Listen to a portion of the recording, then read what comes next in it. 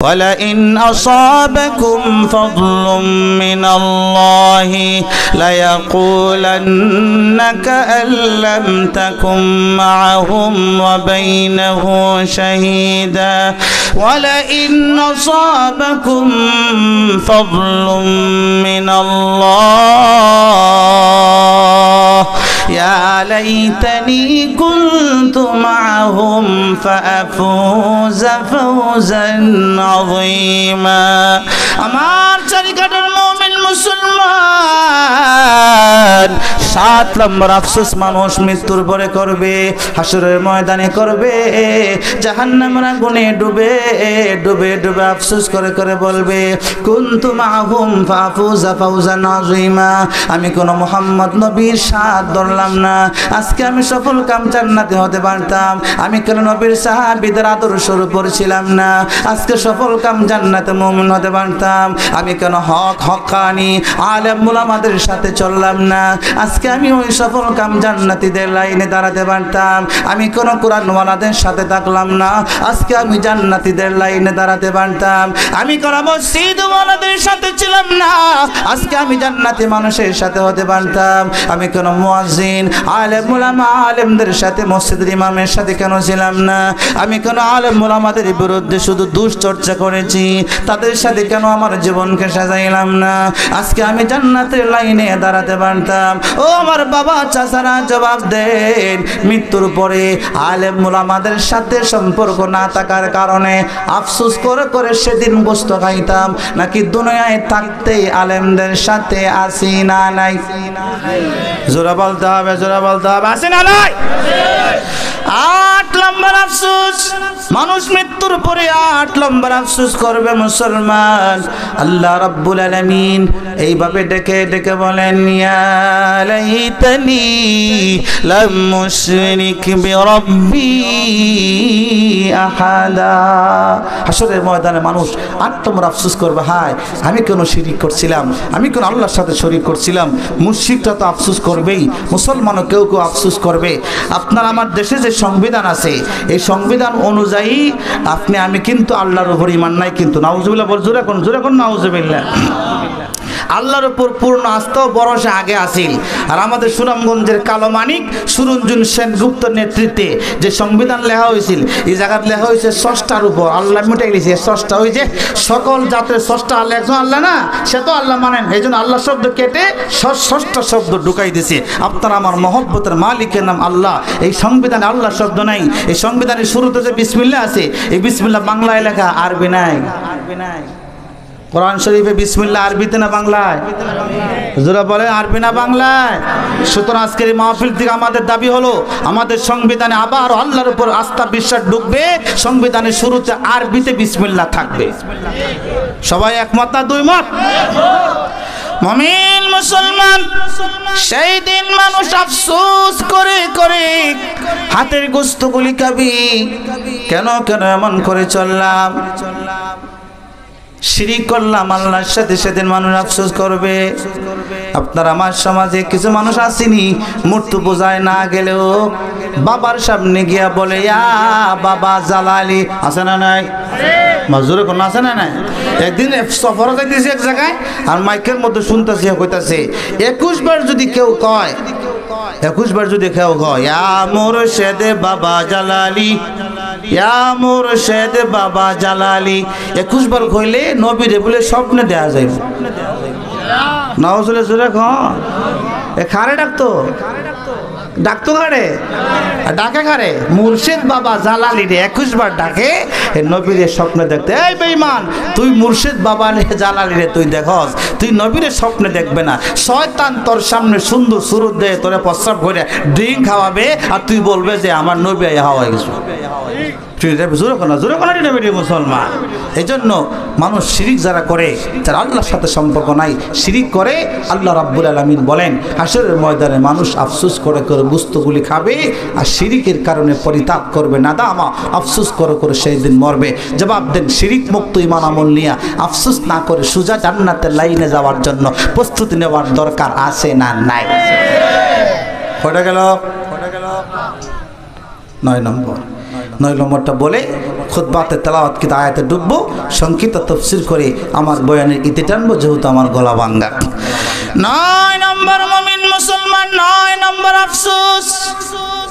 আল্লাহ রাব্বুল আলামিন সূরাতুল আনআমের মধ্যে ডেকে বলেন, ওয়ালাউ তারা ইয ওয়াকিফু আলান নার ইয়া লাইতা লানা নুরদ্দু ওয়া লা নুকাযযিবা বিআয়াতি রাব্বিনা ওয়া নাকুনা মিনাল মুমিনিন।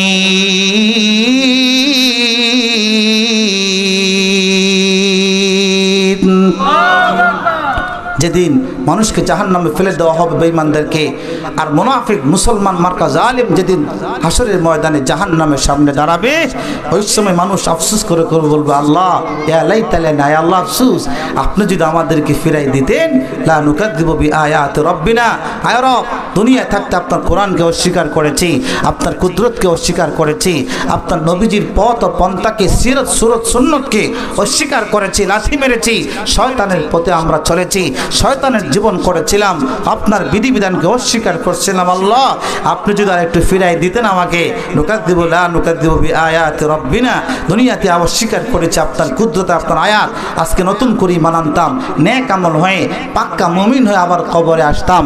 আল্লাহ রাব্বুল আলামিন সেদিন ফেরেশতাদেরকে বলবেন, কাল্লা ইন্নাহা কালিমাতুন হুয়া কাইলুহা, এটা তো ওই মুনাফিক জালিমের মুখের একটা কথার কথা, বেঈমানরা 100 বছর হায়াত দিয়েছি, জীবন সংশোধন করে নাই, আরো 1000 বছর হায়াত দিলেও দুনিয়াতে বেঈমান গিয়ে আবার আমার সাথে নাশুকরি করবে, বেঈমানি করবে, বেঈমানদের কোনো সুযোগ দেওয়ার কোনো পরিতাপ শোনার দরকার নাই।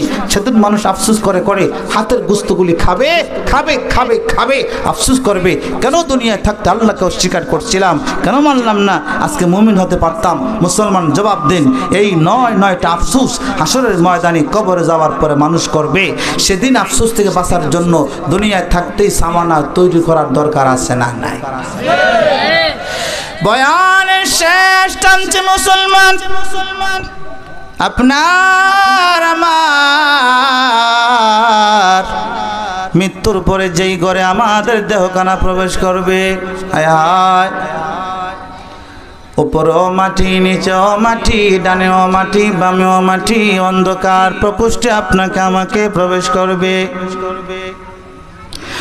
ও মুসলমান, ডানেও কোনো রাস্তা আলো নাই, বামেও কোনো আলো নাই, উপরেও নাই, নিচেও নাই, মাথার দিকেও নাই, পাওয়ার দিকেও নাই, অন্ধকার কবরে আপনি আমি চলে যাওয়ার পরে কোন দিক দিয়ে যখন আলো বাতাস আর আসবে না রে মুসলমান। 2 দিন 3 দিন যদি বিদ্যুৎ না থাকে, আপনার আমার এরিয়ায় বিদ্যুৎ যদি না থাকে, 2 দিন 3 দিন পরে হঠাৎ যদি বিদ্যুৎ চলে আসে, আনন্দ বাড়ে না কমে? আর জোরে বলতে হবে, আনন্দ বাড়ে না কমে? মুমিন যেই কথাটা বলতে চায়, আমাকেও বলতে চায়, আপনাদেরকেও বলতে চায়, কবরে যাওয়ার পরে অন্ধকারে যখন পড়ে থাকবো, আমার সন্তান আমার কবরের উপরে মাটি দিবে, তার পায়ে পায়ে হয় আমার কবরের মাটি বাড়ি চলে যাবে, কিন্তু আমার দেহখানা আর বাড়িতে নাই, আমার দেহখানা কবরে একা পড়ে থাকবে, আমার বানানো বাড়িতে আমার সন্তানগুলি আনন্দে খুশিতে থাকবে। মুসলমান, কবরের অন্ধকারে যাওয়ার পরে আপনার আমার দেহের অবস্থা কেমন করা হয়? বর্তমান বিজ্ঞান গবেষণা করে বলেছে 24 ঘন্টার ভিতরে আপনার আমার টয়লেটের রাস্তায় পোকা হয়ে যায়, বলেন না নাউযুবিল্লাহ। কবরে দেহ করা যাওয়ার পরে 3 দিনের ভিতরে নাক আর লজ্জাস্থান সকলের আগে পচে যায়। 6 দিন থেকে 9 দিনের মাথায় নখগুলি বডি থেকে আলাদা হয়ে যায়, মাথার চুলগুলি লোমগুলি পড়ে যায়, বডির লোমগুলি বডি থেকে পড়ে যাবে। 17 দিনের মাথায় বিজ্ঞান বলে আপনার আমার পেটটা ছিঁড়ে ছিঁড়ে নারী বুড়ি সব কবরে বের হয়ে যাবে, বলেন না নাউযুবিল্লাহ। ও আমার চারিকাটার মুমিন মুসলমান, সেই দিন কবরে 17 দিনের মাথায় আমার পেট ফেটে ফেটে নারী বুড়ি কবরে যখন বের হয়ে যাবে, 1 থেকে 3 মাসের ভিতরে গোশতগুলি জমিনের সাথে মিশে মিশে যায়। 3 থেকে 6 মাসের ভিতরে হাড্ডি গুলা থেকে সবগুলা মাংস ঝরে পড়ে কঙ্কালটা খোলা অন্ধকার কবরে পড়ে থাকে। রে মুসলমান, কঙ্কালটা কবরে পড়ে থাকবে, আমার কঙ্কাল কবরে পড়ে থাকবে।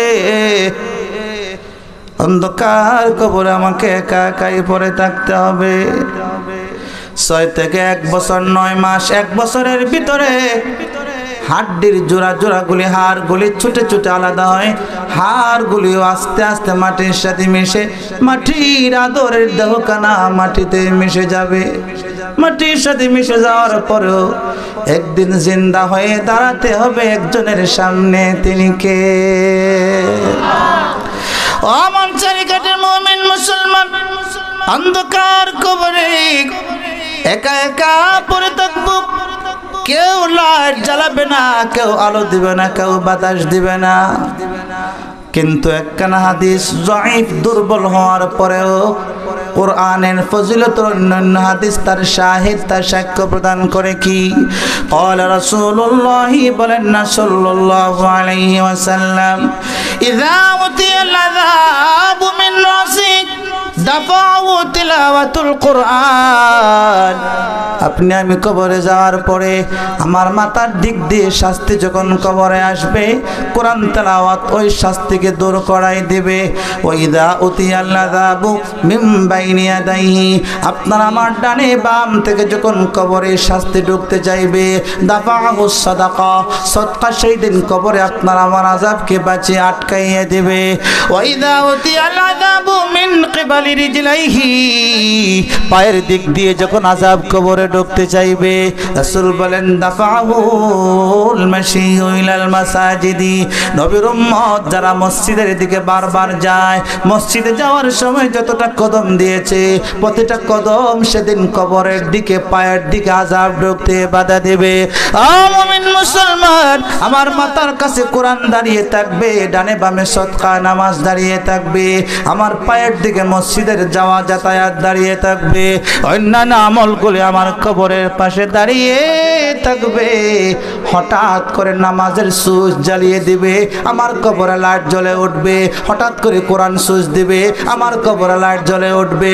হঠাৎ করে সদকা সুইচ দিবে, আমার কবরে লাইট জ্বলে উঠবে। হঠাৎ করে এইভাবে মসজিদগুলি সুইচ দিবে, আমার কবরে লাইট জ্বলে উঠবে। হঠাৎ করে আমার হজ, আমার জিহাদ আমার কবরে দাঁড়িয়ে যাবে। সুইচের মধ্যে সুইচ দিবে দিবে দিবে, আমার কবরটারে জান্নাতের আলো দ্বারা আলোকিত বানাইয়া দিবেন কে?